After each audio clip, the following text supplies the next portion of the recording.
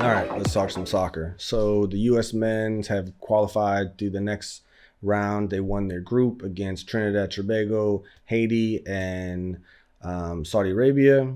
And I didn't see the Saudi Arabia game, but I did catch the first and third game against Trinidad and Haiti. And I still think that I'm trusting the process that Pochettino is trying to figure out who he's going to be able to rely on next year in the World Cup, given that he already knows what a lot of the other more regular players bring to the table. So I get that he's trying out all the different players that he might need to call upon next summer when it's time for the big dance. The Gold Cup has kind of always been the testing ground for some new talent. And it's interesting to see how this is playing out. I know Ajiman got a goal, and it was good in this game against Haiti, but he still misses really easy opportunities. So I'm still not convinced that he's our answer up top. Malik Tillman, he keeps popping up on the score sheet. He's a solid player in the midfield. I think we should consider him as maybe someone that we think of regularly and in that list of names that's always on the squad.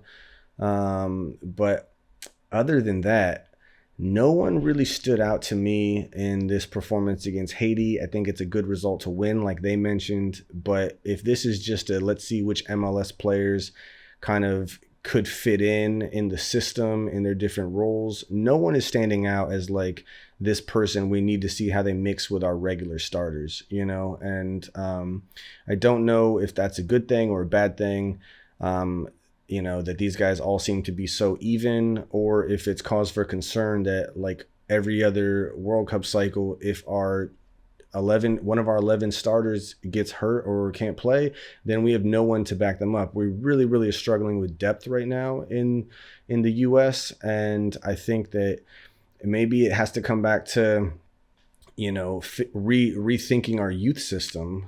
Eric Winalda had another great episode of the Unleashed podcast. Maybe we'll watch a clip of that and talk about it. But he says that like the system is just not set up to develop talent. And he actually had a really hot take that the MLS isn't doing us any favors as a nation in developing our soccer players to prepare them for the international level. And the only way for them to be prepared is to go play abroad. I'd like to think that the MLS could develop world-class players, but he made a great point, and I'll try to pull up the clip from my next video where he's like, the quality is created with the pressure of having to perform. And in the MLS, when there's no consequences to being relegated, there's not that pressure. And when the fandom is very much like family fun, where you go out, just to sing and dance, and he makes really valid points. And having played youth soccer in America, and then after my injury, refereed a bit, I've got to see it, and he makes some really good points. I'll make another video to talk about what he sees as the fault, and then I'll supplement it with my own personal experience on the field as a player and a referee, and maybe we'll break down some stuff that you may not know about U.S. soccer or may not have thought about. All right, talk to you guys next time.